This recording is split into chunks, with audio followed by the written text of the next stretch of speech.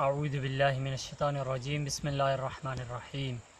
وعباد الرحمن الذين يمشون على الأرض هونا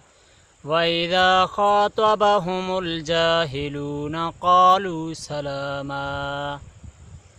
والذين يبيتون لربهم سجدا وقياما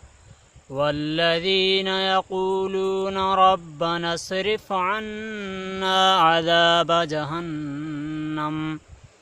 إن عذابها كان غراما إنها ساءت مستقرا ومقاما والذين إذا أنفقوا لم يسرفوا ولم يقتروا وكان بين ذلك قواما والذين لا يدعون مع الله إلها آخر ولا يقتلون النفس التي حرم الله إلا بالحق ولا يزنون ومن يفعل ذلك يلقى أثاما يضاعف له العذاب يوم القيامة ويخلد فيه مهانا إلا من تاب وآمن وعمل عملا صالحا فأولئك يبدل الله سيئاتهم حسنات وكان الله غفورا رحيما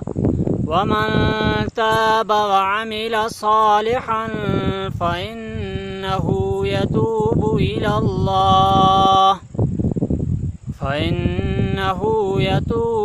إلى الله متابا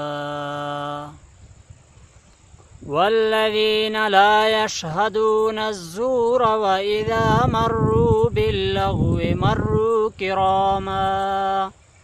والذين إذا ذكروا بآيات ربهم لم يخروا عليها صما وعميانا والذين يقولون ربنا هب لنا من أزواجنا وذرياتنا قرة أعين وجعلنا للمتقين إماما أولئك يجزون الغرفة بما صبروا ويلقون فيها تحية وسلاما خالدين فيها حسنت مستقرا ومقاما قل ما يعبأ بكم ربي لولا دعاؤكم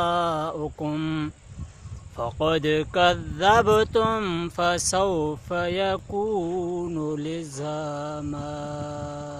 صدق الله العظيم.